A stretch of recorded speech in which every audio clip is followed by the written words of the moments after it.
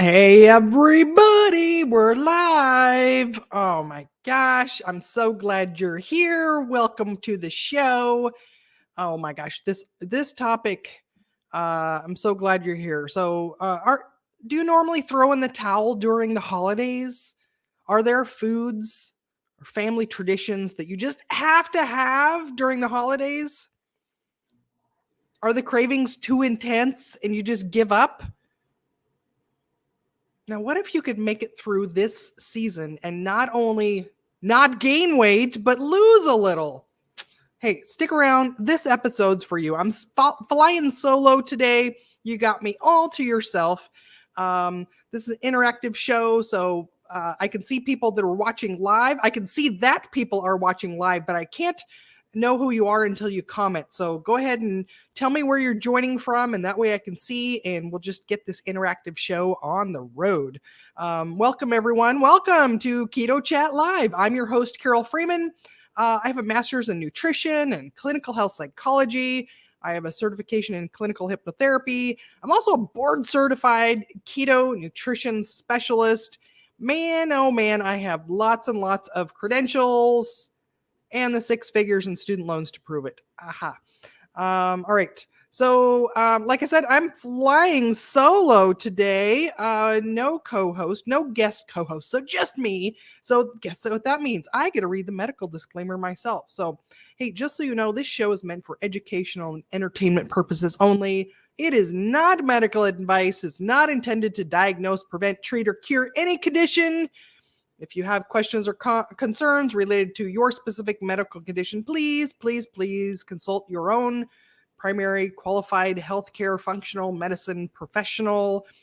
All right. Oh, Lynn is here from New York. Welcome, Lynn. So glad you're here. Everyone else, as you're watching, go ahead and comment. Let me know you're here. This is an interactive show, so we love comments, questions, yays, shout outs the whole time. So I've got a quiz for you watching just to start with to get some engagement here. Yes or no, or why or yes. Do you give yourself a free pass during the holidays and plan to start fresh in January? So give me a why or a yes in the comments. Let me know how you normally go through the holidays. All right. So welcome everyone. So glad that you're here. And like I said, I'm Carol. And this segment, I just kind of do a little personal check-in, let you know what I'm up to lately and what's up next. So I just planned my my birthday getaway. So it's really weird. I turned 50 last year, and I can't believe it's already been almost a year. My birthday's coming up in November. If you're watching live, you can see or actually, if you're watching the recording, you can see my coffee cup that I got as a gift last year. It says 50 is the ultimate F word. And so I planned a trip. So originally, these times that we're in, I had wanted to have some kind of a destination birthday party last year in Mexico or something great like that. But, a lot of us weren't traveling last year. So I ended up just going myself to Sedona, Arizona. Beautiful area. And so this year, actually, I should just make this a quiz. Just a fun interactive thing. Who can guess this year where I'm going to go? I'll give you a clue. It's pretty local. So it's 2 different locations. So one's going to be in Arizona and then another place that's in Utah. And they're fairly close together. So we'll just make this a fun guessing game that you all can kind of take a stab at guessing where it is I'm going to go this year for my birthday. I'm going to take a 4-day road trip to some pretty amazing places. So let's see if you guys can guess. If you're new here as well, I now have a way you could text me. Let's put this in a little banner here. Let's see. Okay, here we go.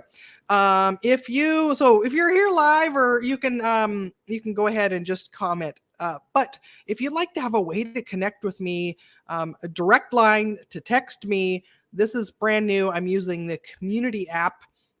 Don't worry if you don't know what that is. It doesn't matter. But basically, it makes it a way so that I can actually text with people directly. And also, it's a way that you can get notifications. So some of the people that are here live got a text message from me right before, maybe about 45 minutes before I went live here today, letting them know, a reminder, here's a link if you'd like to join. So join me by text message if you'd like to get reminders like that. If you'd like to have direct contact with me, my text number is 602-704-5309, which I love the ending of it. I didn't get to pick this number, but who remembers that song, Jenny, Jenny, Don't Lose My Number, 867-5309, right? 5309. I got the 5309 in my number. So I just love this. It is a Arizona area code 602-704-5309. Join me there. And, it's a direct line to me. And okay, so Lynn is saying I think this is to the question, do you normally let yourself have a free pass through the holidays? Lynn's guess of where I'm going to go for my birthday this year is Lake Powell. Good guess. It's not actually where I'm going. Nancy, you're amazing. Yes, Grand Canyon is one of the places I'm going to go. So there's one more that I'm going to go. It's in Utah. And so congratulations, Nancy, for guessing where I'm going to go for my birthday. It's interesting because I've been racking my brain thinking, like, have I been to the Grand Canyon, or is it one of those that I've just seen it iconically in photos and movies and things like that so much that I think I've been? Part of the reason why I'm not sure if I've been or not is because I think my parents might have stopped there someplace in my youth. So I would have been maybe like 3, 4, 5, 6, something like that.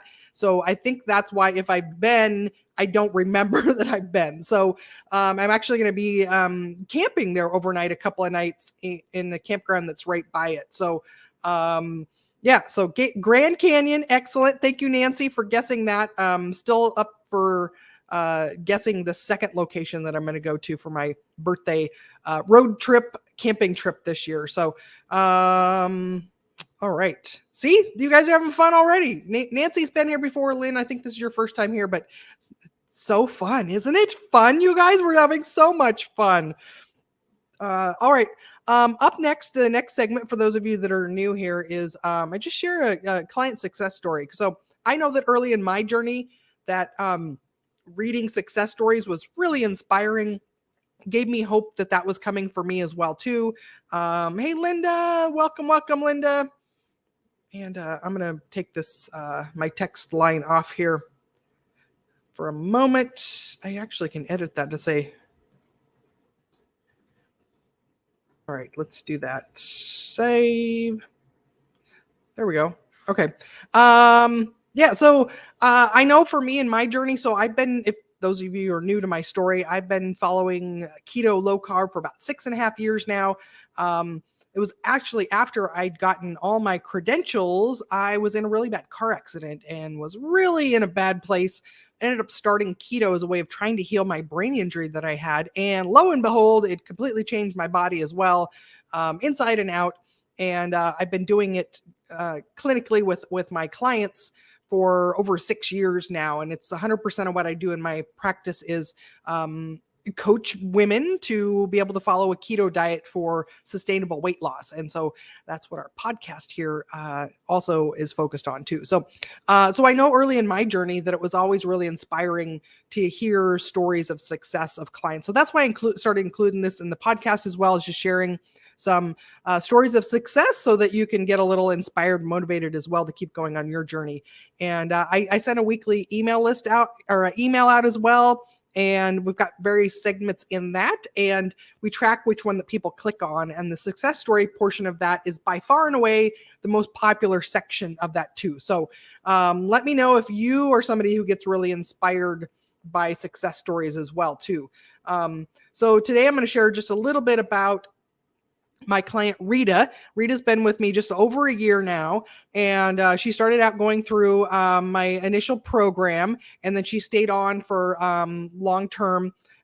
She'd done so well and was so inspiring and such a help to other people that I'd asked her to stay on as one of my peer mentors as well. So I have a team of ladies that have all been through the initial program, then that some of them, if they have the time in their schedule and want to mentor others as they go through their keto journey, I invite them to stay on as one of my we call them peer support coaches. And so Rita has moved into that, one of my teams. So she supports other people that are on their keto journey as well. And in a year's time, Rita has lost 70 pounds. Really, yay, high fives to Rita. She's doing great, and she's such a great support of other people, just such a champion of this lifestyle and long-term success too. So yeah, so she's somebody that you might have read her story on my website. She's somebody that even though initially was close to 300 pounds, she was somebody that was really, really active. She loves CrossFit and was really active in that scene.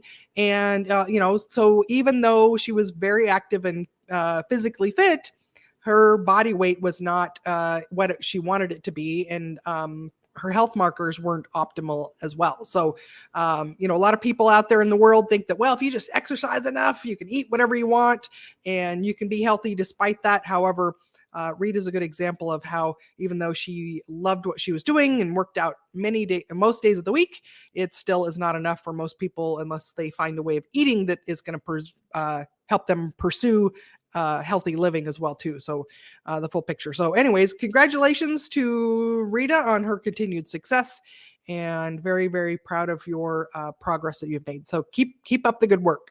And all right, so up next, anybody got a guess of my second location? I'm going to go on my for my birthday road trip. It's fairly close to Grand Canyon. It's in a different state though, so I'll give you that clue. And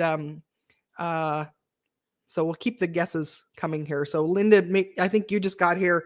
I'm taking a road trip. My birthday's in November. I'm going to take a 4-day road trip. I live in Arizona, and I'm going to be going to the Grand Canyon. Nancy got that one right. And then I'm got one more location I'm going to stop at for a couple of days as well. So, so up next, I just wanted to share. So this next segment is a news segment, and usually it's either an article or something that I wanted to share that's relevant too. So this is from Joan Iflin's weekly newsletter that she sends out. So those of you that don't know Joan, she has a PhD in processed food addiction. So this is really relevant to the holidays coming up because, I mean, let's be real. Like, the struggle that people have with the holidays is all around processed, refined sugar and desserts and candies and all that kind of stuff, right? So processed food addiction is a real thing. So Joan has a PhD in that. She lives in the Seattle area, and she sends a weekly newsletter out. And so, okay, Linda's guessing Las Vegas. Good guess. That's not where I'm headed this time. I have been there. Fun fact though, I moved to Arizona about 1.5 years ago, and I've been to Vegas, where it's only 4 hours away from Phoenix. And I've been to Las Vegas more times since moving here than I have the whole rest of my life. I wanted to move here for the sun and the heat, and I didn't realize it was actually going to be so convenient too, because Phoenix is just 4 to 5 hours away from Vegas, San Diego, and LA. So lots of options here. But good guess, Linda, but not Las Vegas.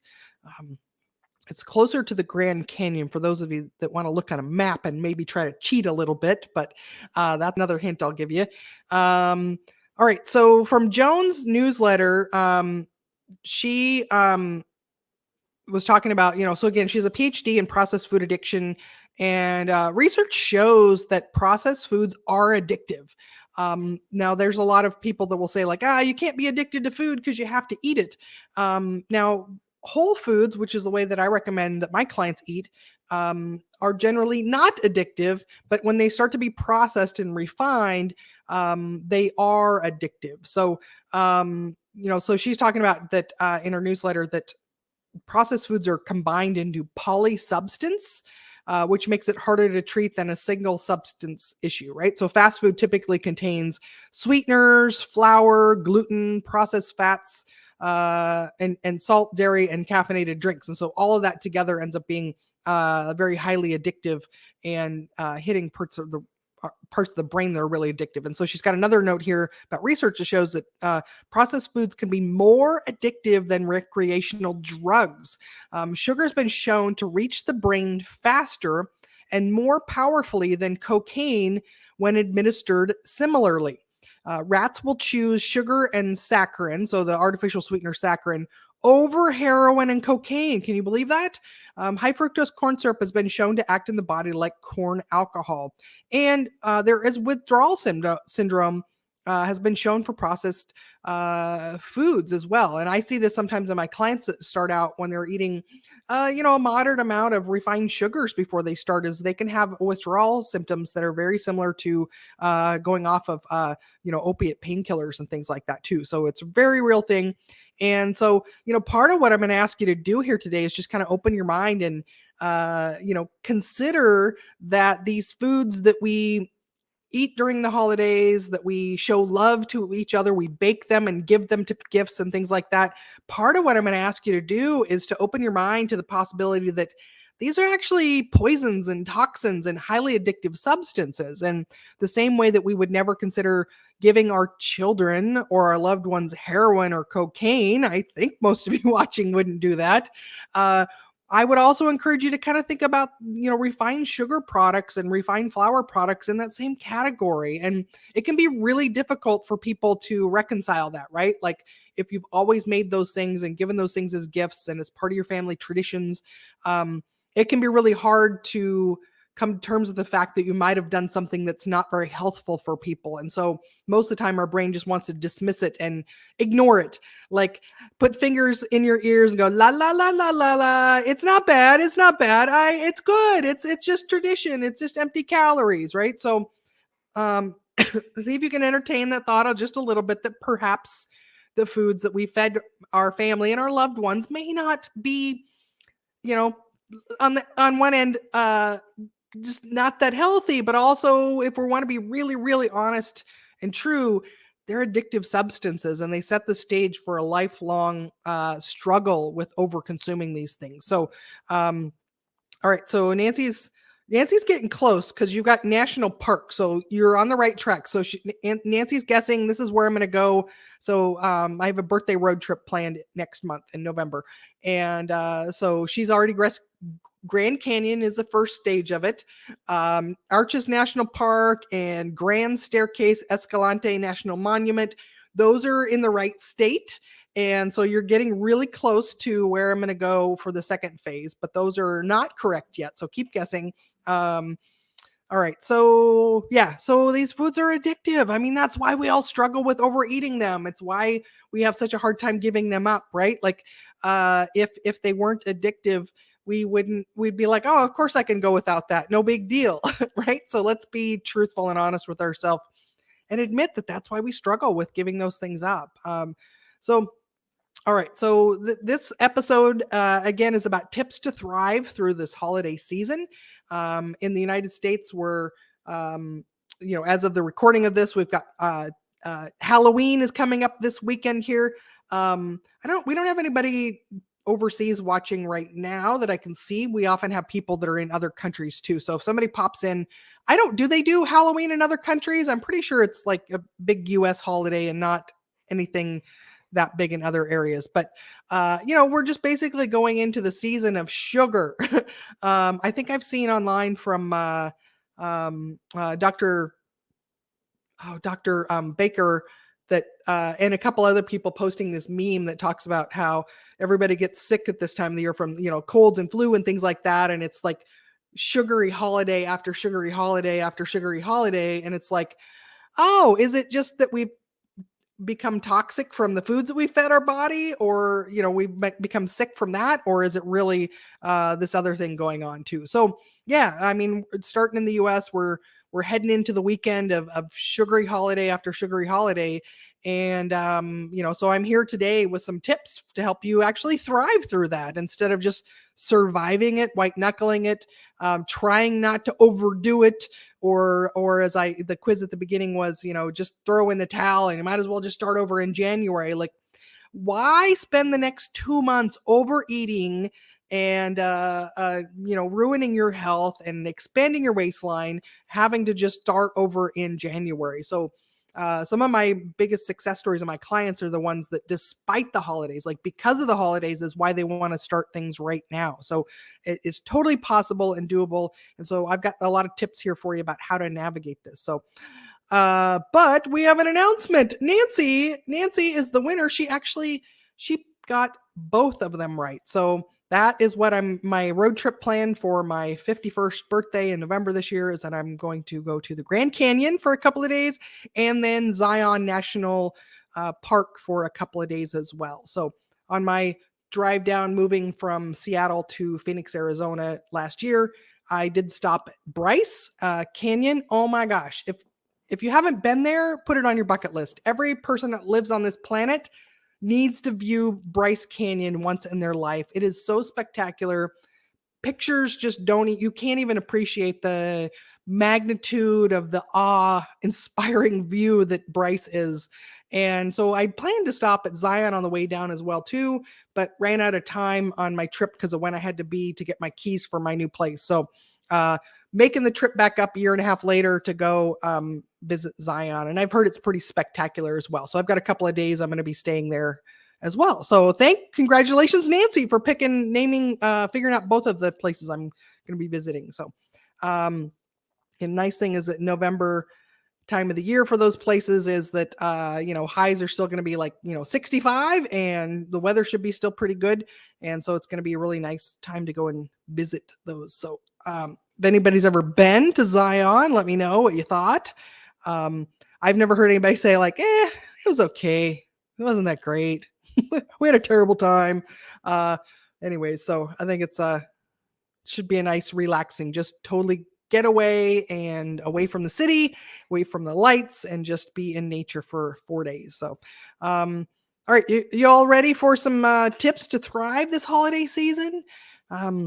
So first off, a lot of things that trip people up are just the traditions, right? Like we always make sugar cookies. We always, we always give away this certain kind of candy on Halloween, or, we always get together as a family and we make something, or I always make fudge and give it to all of my relatives and neighbors, or you have a cookie exchange, right? There's all these traditions that people have.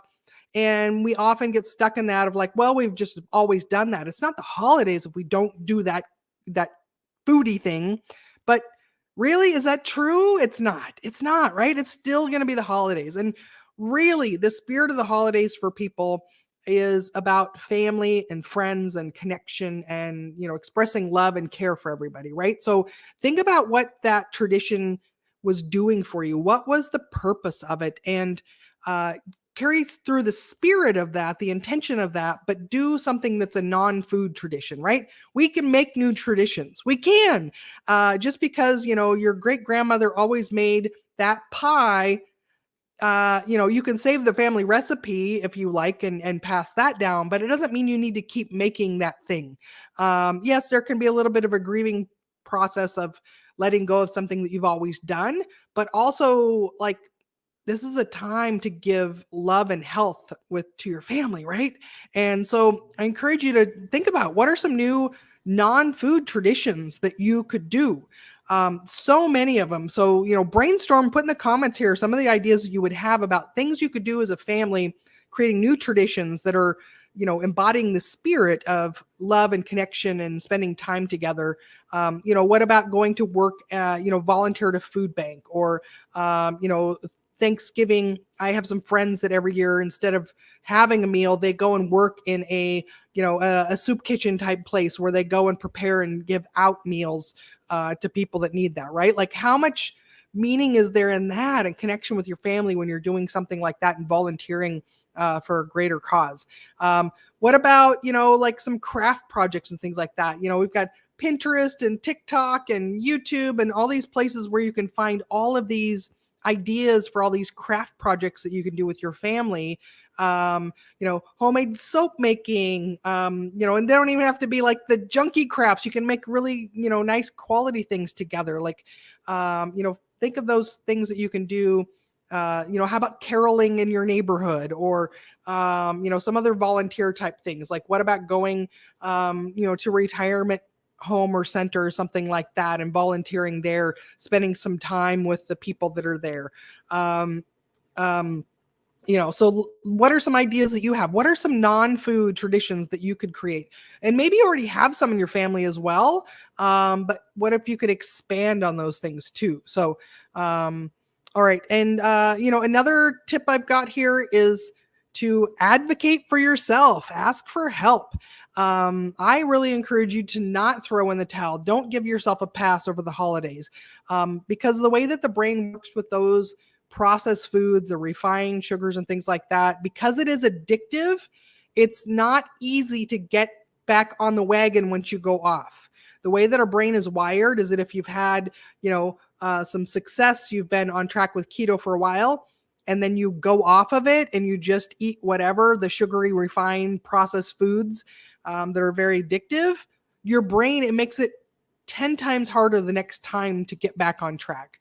So I know a lot of people that I work with, they have tried keto on their own and they fell off for whatever reason. And then they try to get back on and they're like, why is it so much harder this time? So this is what's going to happen. You're going to be setting yourself up for a lot of frustration, and it won't be easy to just get restarted in January.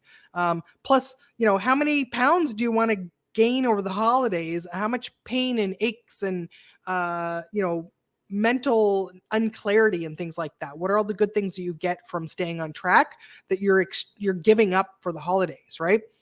What if going through the holidays, you had lots of energy and mental clarity and no cravings, and you could actually continue on your weight loss journey during the holidays and just feel proud of yourself and successful and empowered instead of like just giving into cravings and feeling controlled by food, right? So advocate for yourself, ask for help, whether in your own home or places you're going to go, like, if you're going to go visit friends or family for different holiday events, ask for help.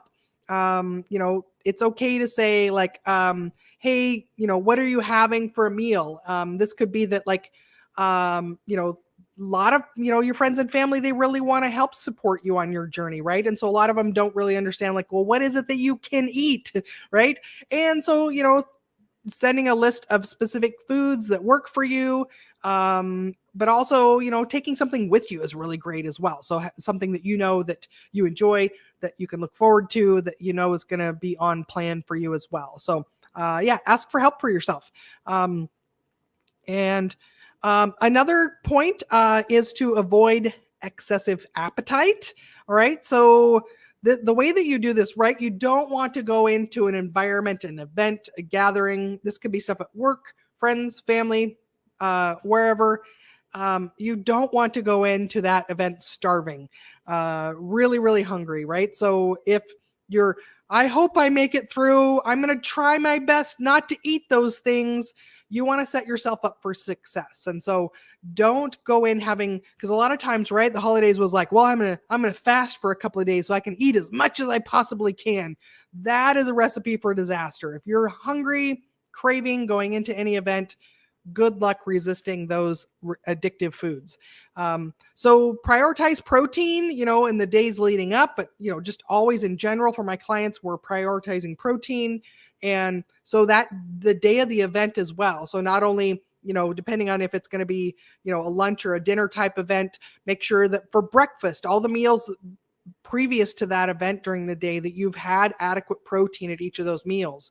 And at that event, make sure that there's going to be a hearty protein portion for you, whether it's something you need to take with you, something you're cooking, if it's something you're hosting yourself, or just, depending on what's on the menu there, is make sure there's adequate protein that's going to be work for you. So depending on the event, if it's a holiday party or something like that, eating before you go can actually be a very powerful strategy. Having a nice hearty meal that includes plenty of protein before you go is going to greatly minimize your appetite and give you a lot more willpower in an environment that may include a bunch of foods that are things that you don't really want to consume.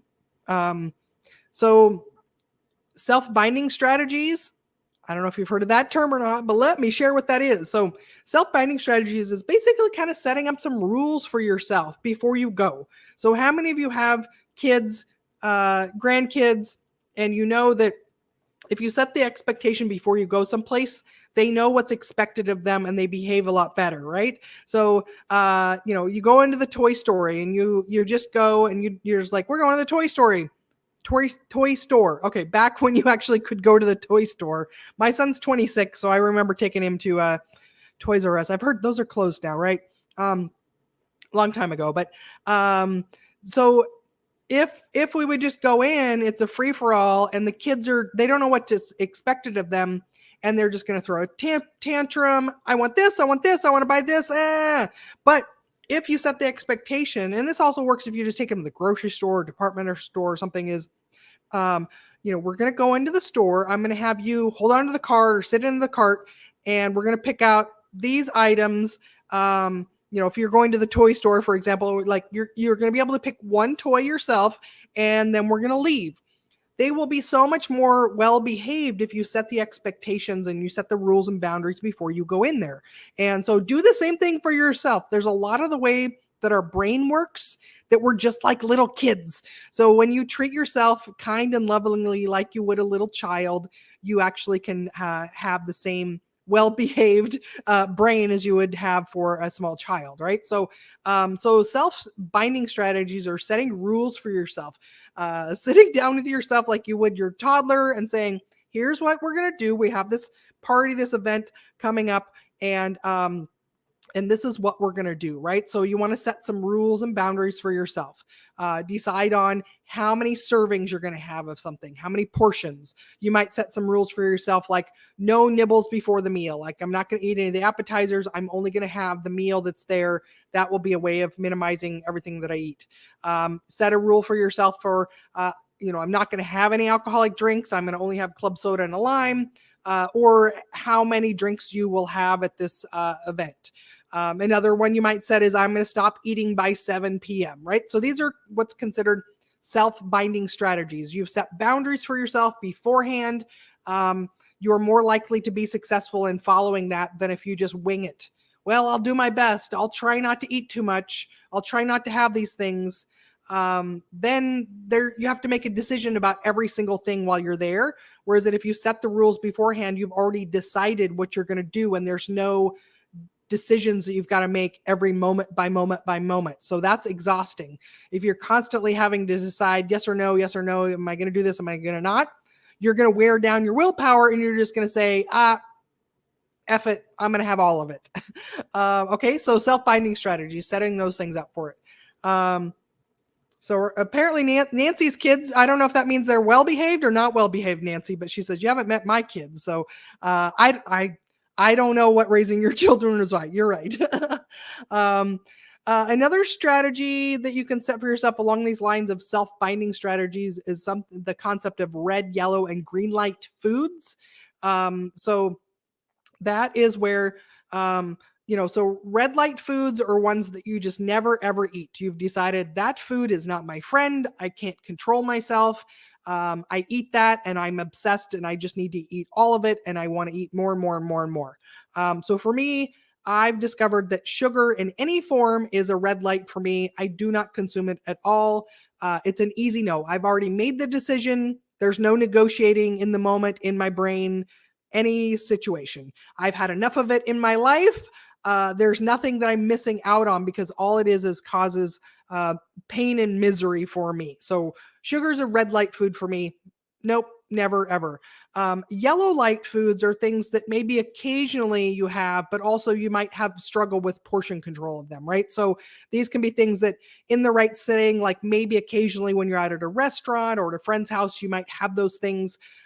If you are very mindful of the portion size, but there may be something that you don't have in your house all the time because they're really difficult for you to control portion size. So for me, an example for me, nuts are a yellow light food.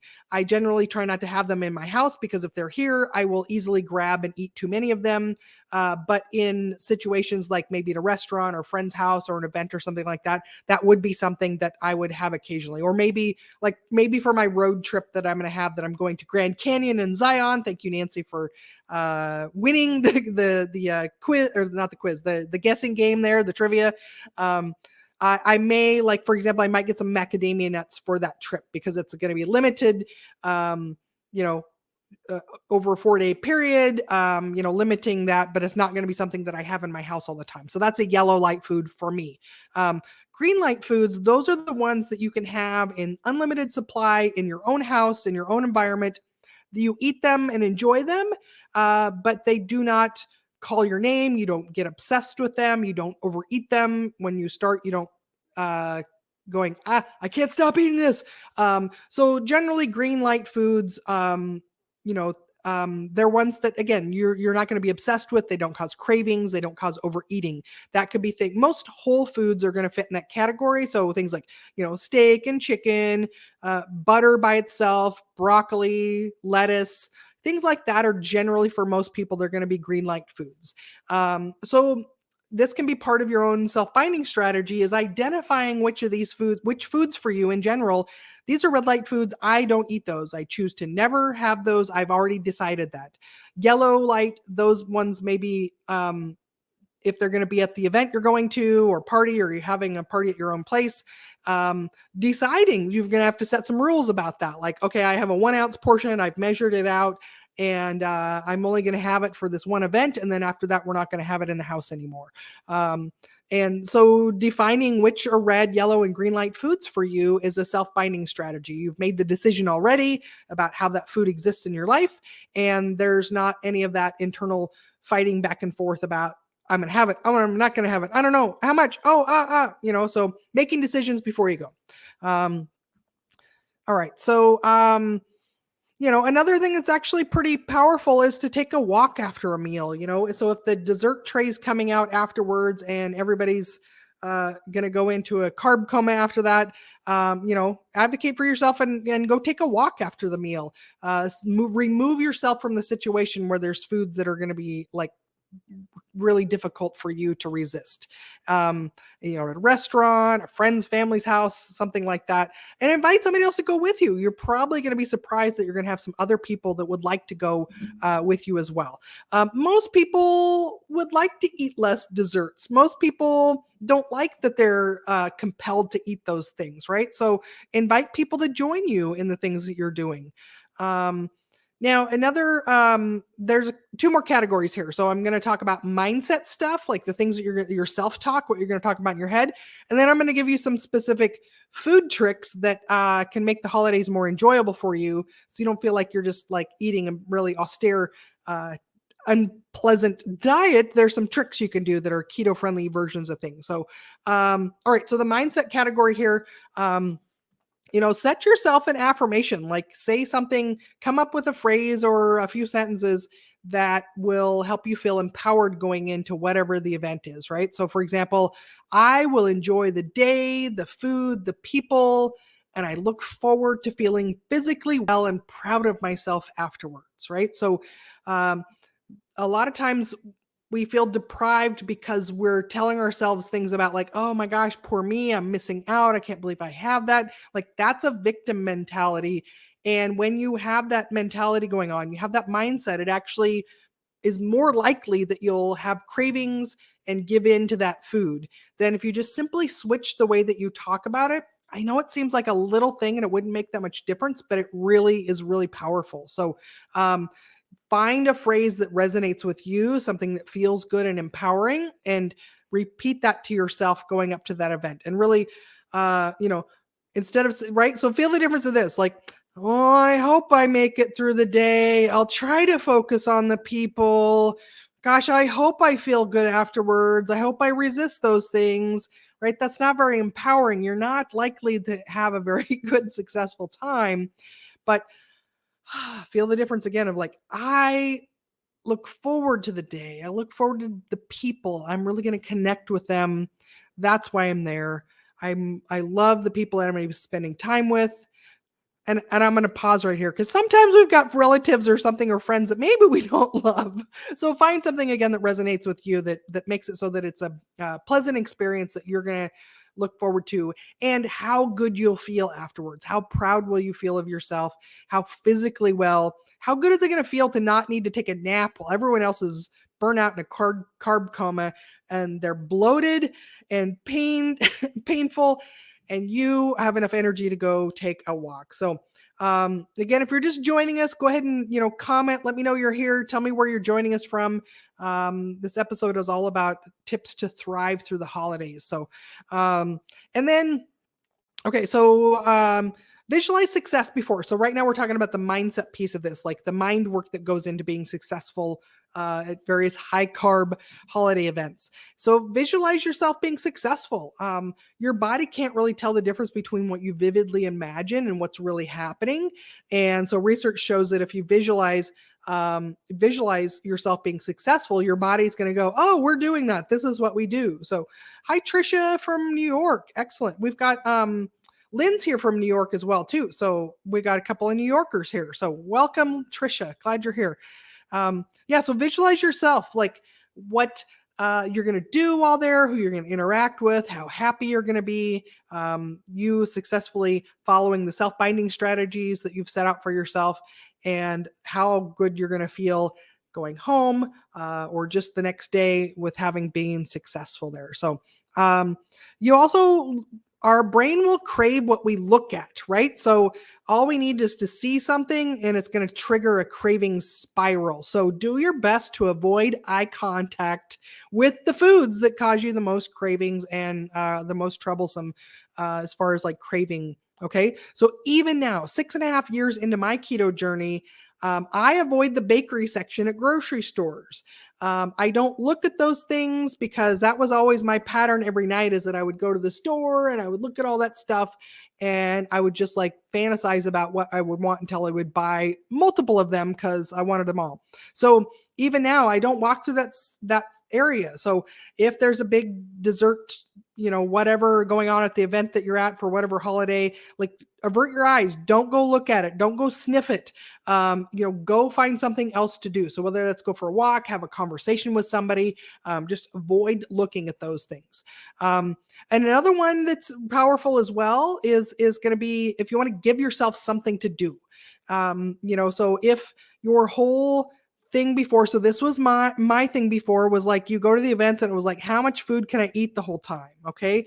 And now it's like I need something else to spend my time on, because before the entire event was just eating as much as possible, and now it's like I have a lot of extra time that I'm only going to eat a moderate portion of food, and then what am I going to do the rest of the time? So give yourself something to do. So whether it's an assignment to try to talk to each of the people that are there, a photo scavenger hunt is also a really fun one to set up for yourself as well. So it's pretty normal and common now for people to pull out their phones and take photos and things like that. So perhaps you want to challenge yourself to take a photo with each person at the event. Perhaps you want to do just an A to Z photo scavenger hunt, right? So set out that you're going to take a photo of every something that starts with each letter of the alphabet. Those can be things you do with kids as well too, right? Kids would just much more love to do some kind of activity with their family and friends than they would to just sit and eat. So get the kids involved in that as well. Kids, grandkids, just kids that are at the event, have them help you find things that start with each letter of the alphabet and take a photo of it, right? So how fun would that be? New family tradition. The last section here I've got for tips of how to thrive this holiday season is just going to be some little keto tricks for food that can make you feel like you're not missing out. A really easy thing. So how many of you know the trick to do cream cheese gravy? This is a game changer. If you're somebody who loves gravy like me, the traditional way of making gravy is to start with a roux, which is flour and butter. Okay, so not going to work. Like there's something about the thickening that's, the gluten process that happens with that. You need the flour in there. So don't worry. There's a really, really, really easy hack to making keto-friendly gravy. Okay, it starts with a brick of cream cheese, room temperature. Slightly warm it in the microwave, remove it from the foil first if you're going to put it in the microwave. Hopefully I didn't have to remind you that. But so in a pan, so basically you need kind of two primary ingredients. It's going to be some kind of broth, chicken, beef, turkey, and cream cheese. Okay, those are your basic ingredients. You're going to want to add some salt in there probably too. And you can add some other herbs and seasonings in there, but this is the basics of it. Salt, cream cheese, and some kind of broth. You could have the drippings from whatever protein that you've made for your main meal, right? So it could be the prime rib or the turkey drippings. You could use that as the broth.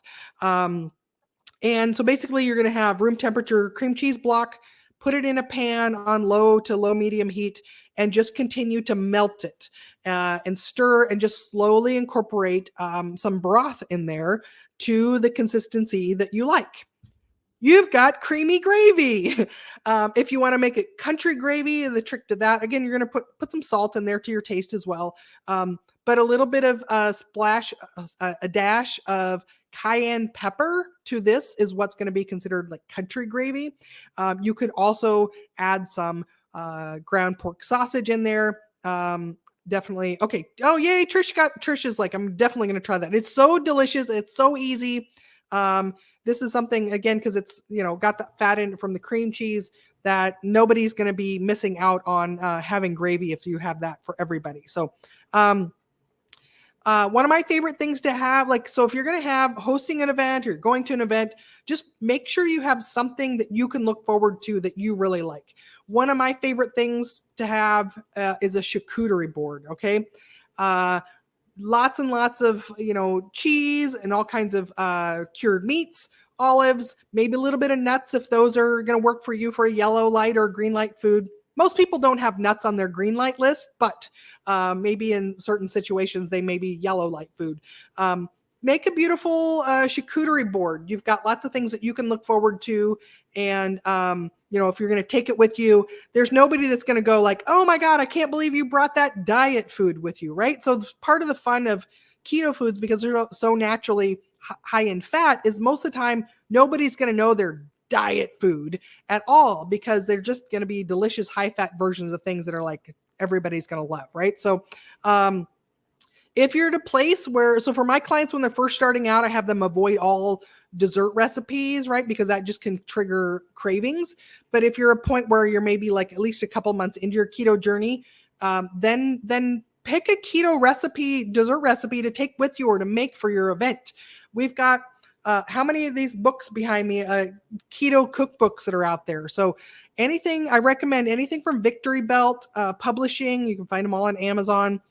We've got a lot of really great cookbook authors out there. So find also Carolyn Ketchum. She's All Day I Dream About Food, is a blogger. Excellent dessert recipes that are keto friendly, right? So choose one that you're going to have or make, and for the holidays, right? Have something you can look forward to if that's something that fits for you. So maybe for me, keto desserts are a yellow light food. I will have them occasionally, but I don't have them in my house all the time because I will overconsume them and eat them till they're gone. So for me, keto desserts are a special occasion thing. Maybe in the holidays, maybe for my birthday. Rare occasions like that are times when I'm going to have a keto dessert. You can also, another one that's tricky for people a lot of times is just missing out on stuffing, right?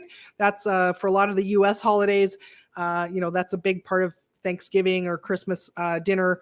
And so what do you do besides the bread, right? So there's actually sausage stuffing recipes out there. So you get a lot of that savory herbs that you get in, regular bread stuffing, but you're doing it without any bread, right? So it's like sausage and olives and some other herbs and things like that in there that give you that savory filling. You can also, there are some keto-friendly breads out there that you could make stuffing from, but I would be really cautious with this because of most of the commercial keto, I'm doing, for those of you just listening, in quotes, keto breads out there in the market are not actually keto. They just put the label on it, but they, friends of mine that have done blood sugar testing on them, they essentially cause the same blood sugar spike as regular bread. So I would stay away from most commercially prepared quote unquote keto breads. You could make your own. So Maria Emmerich has several keto friendly bread recipes. You could make your own. It's going to be several more steps, but that may be an option as well too. So, take food with you, depending on your relationship with the host. It's kind of hard for people to get to understand, like, well, what really is keto and what isn't. So if I'm going to go someplace, I always take something with me that I know, like, at least I know I'm going to be able to eat that if I know nothing else on the menu is going to work. So take something that you really like, you look forward to. And a lot of times people also will want to try it as well too, because it ends up being so tasty with so much fat in it. So what are some of your holiday survival tips? What are you thinking of doing this holidays? Because again, I recommend not throwing in the towel through the holidays. Like, why not go through, continue your journey, and be healthy and be glad, positive, so proud of yourself for thriving through the holidays instead of gaining weight and having to start over. Those are my tips for how to thrive through the holiday season, how to stay on keto, continue on your weight loss journey, how to maintain your weight loss you've already achieved at this point. So next week, you want to know what's next week? Next week, I'm going to be talking about stress and ketosis. So not only how stress affects ketosis, but some stress management techniques. Because hey, who needs? The holiday season can be so stressful for so many different reasons. So having some tools, how to minimize our stress reaction in our body, because I'll give you a little teaser. Stress actually can suppress ketosis and make your cravings even worse. So next, that's our next episode, is about stress and ketosis. We'll have a special guest co-host our next episode as well too. So come back next week for that. And just to recap what we talked about today: tips for thriving through this holiday season. Reassess your family traditions, avoid excessive appetite, make sure you prioritize protein that day and at the event, advocate for yourself, ask for help, get rid of the foods in your household that if they're things that you have a really hard time saying no to, it's okay to not have them in your house anymore. We talked about self-binding strategies, how to set boundaries and rules for yourself for success so that you're not fighting with yourself every moment of trying to make a decision in the moment. You've already decided before you go. We talked about how to get your mindset and your self-talk on board. And then we talked about the little keto food holiday hacks as well. The cream cheese gravy is always a big hit too. So Tricia, let me know when you try that, what you think. But thank you everyone for being here today. Next week, again, we'll have, I've got some really fun co-hosts lined up in the coming weeks. So I'm really excited about that. I don't want to spoil the surprises, but we've got a comedian, we've got a body positivity coach that's going to be coming on. We just booked a guest co-host that's a keto pet food expert. Really excited about that. And so much more planned. So come back and listen to us again. Share this podcast with your friends and family, your loved ones, because sharing is caring. And remember, help us grow the podcast and we'll help you shrink. So glad everyone who's been here. We'll see you all again next week. Take care, everyone. Have a great day. Bye.